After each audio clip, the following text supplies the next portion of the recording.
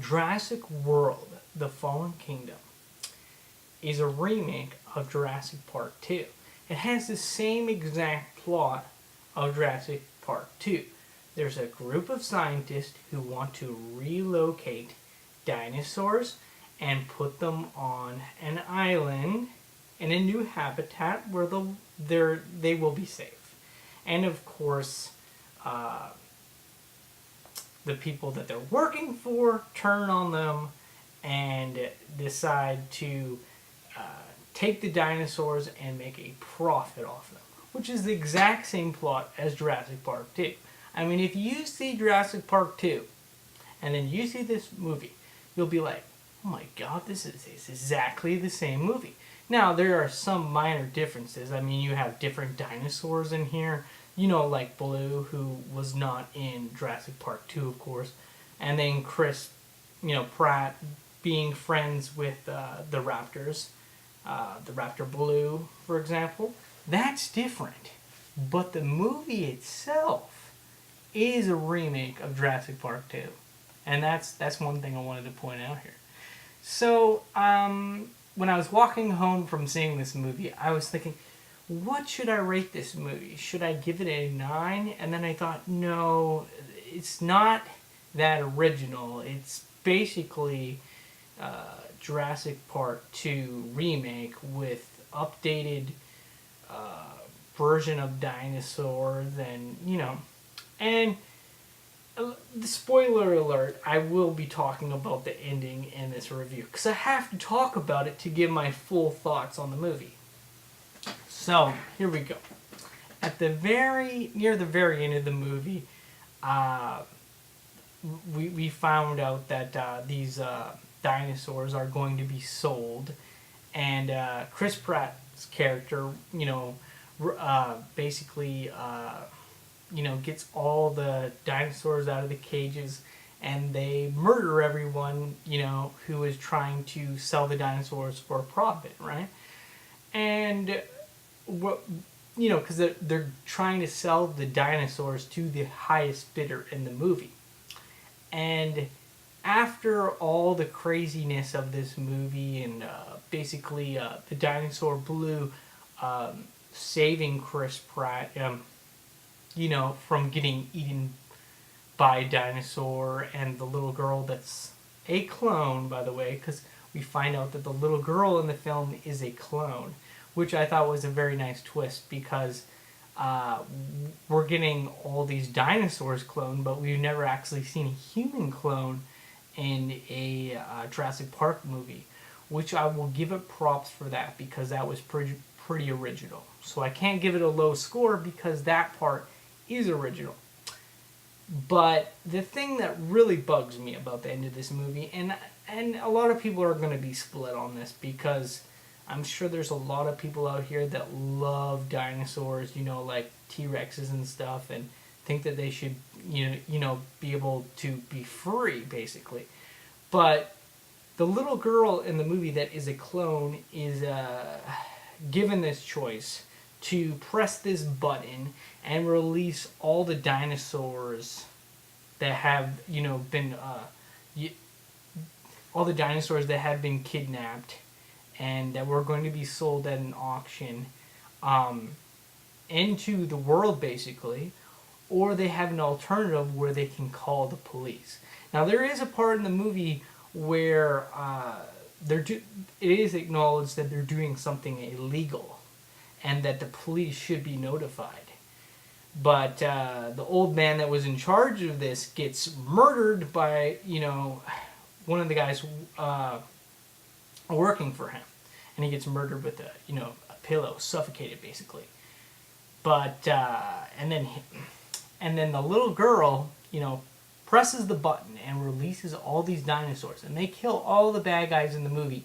And you're rooting for that, and you're happy. That part is fun. You're happy that all the bad guys die in gruesome ways. But because that little girl pressed that button, now Chris Pratt's character knew that if he pressed that button, he's basically dooming humanity. But the little girl said, they're like me, so I'm going to, freaking do this. And that's basically why she presses the button, because she wants them to be free like her. But by doing that, she unleashed Pandora's box into the world itself, because now dinosaurs are taking over humanity. So now we have a Planet of the Apes concept. I guess you could think Blue is either Caesar or that T-Rex is either Caesar. I guess T-Rex is more seen as the king of the jungle, you know, but Blue's much more intelligent. So I guess that could be debated. Who is the Caesar character in this, you know, Planet of the Apes, Jurassic Park world that we see, right? And, you know, at the end of the movie, there's this really nice shot with the T-Rex roaring at the lion, and I love that shot. It was amazing. But then we see one of the dinosaurs that is a monster in the water about to eat everybody, you know, all the surfers and everything. And basically, we know that those characters, that little clone girl, helped doom humanity, because now they have a dinosaur problem and they're going to go eat all the humans, right? So it just kind of made me a little bit angry, because they had the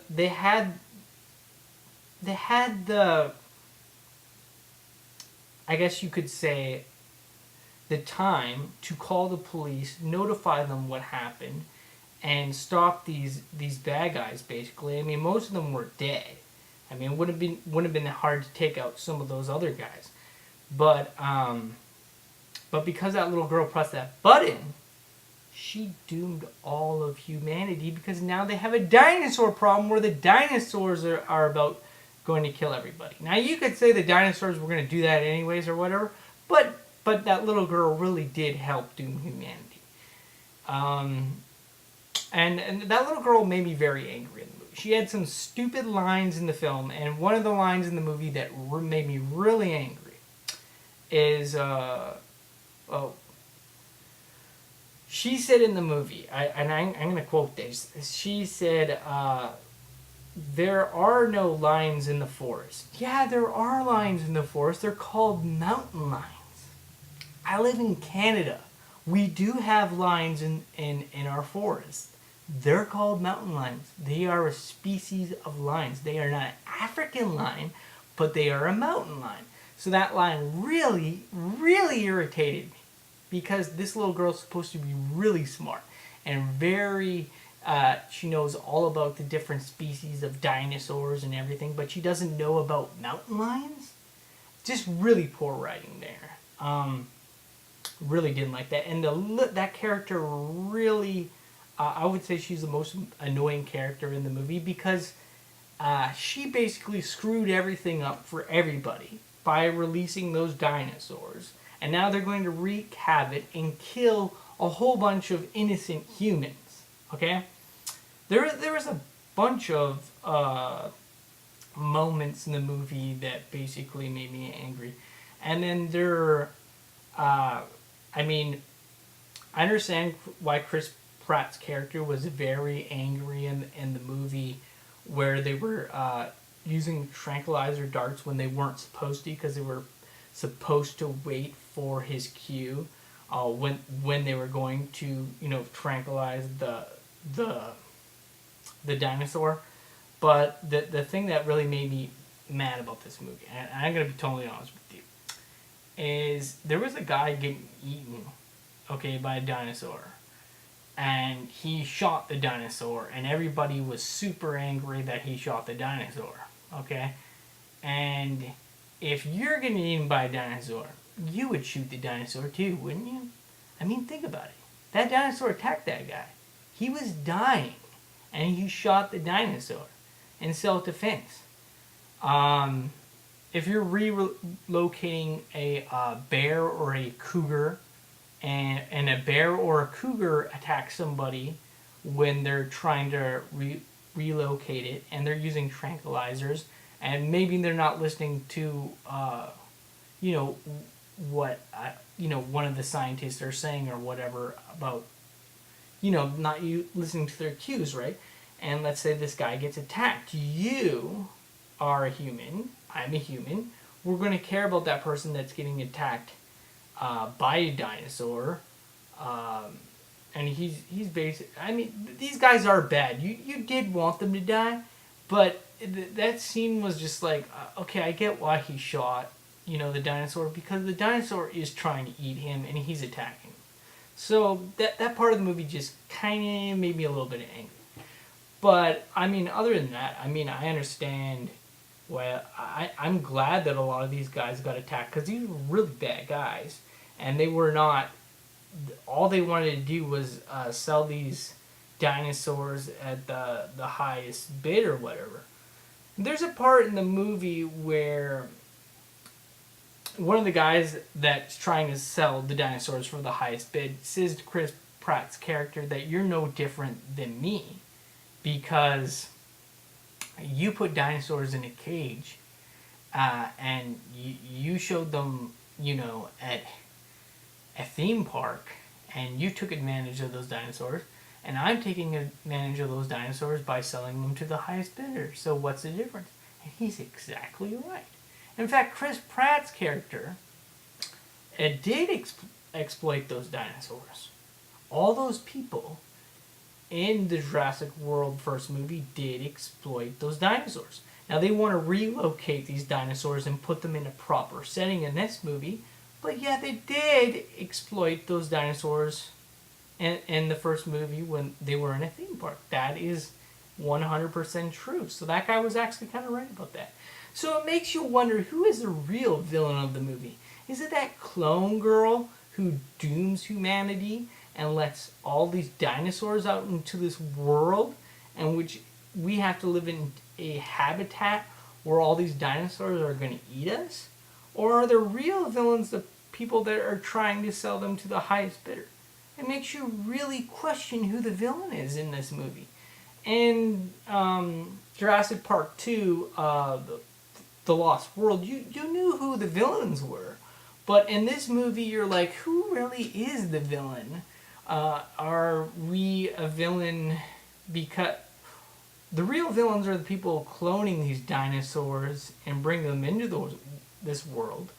But if we just let them out into our world and let them go eat humanity itself, then you're a villain as well. It doesn't matter if you have the best interest of the animal, you're trying to destroy our species, humanity.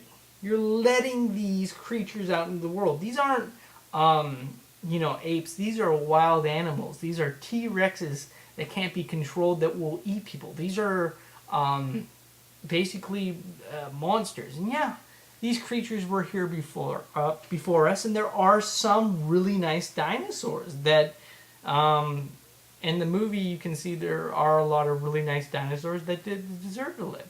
And yeah, maybe the T-Rex as a species can't be seen as a villain either. In fact, I would say the T-Rex is almost the star of the movie because he's the king of the jungle. He's the lion of their species, right? But at the same time, it's like if you let all these dinosaurs out and you let them wreak havoc on humanity, that you're not helping us as a species, you're dooming us as a species. So you're not helping us, you're just helping the dinosaurs. And if you're just helping the dinosaurs, then you know what I mean? That is a conflict that hasn't been addressed in this movie. And there were protesters in this movie. I liked how it went into politics. I like that because we never seen that side of Jurassic Park. We never get into the politics of these movies. And I really did enjoy that. I thought that was a really cool thing that they did. So I'm going to give them props for that. The clone girl was an original idea. Maybe she was an annoying character, but at least she was an original idea. I liked how they brought into cloning humans in the movie. But I have to say that all in all, the movie just made me angry. Because I'll tell you guys why I was a little bit angry. A little bit disappointed when I saw the movie, and I'll tell you right now.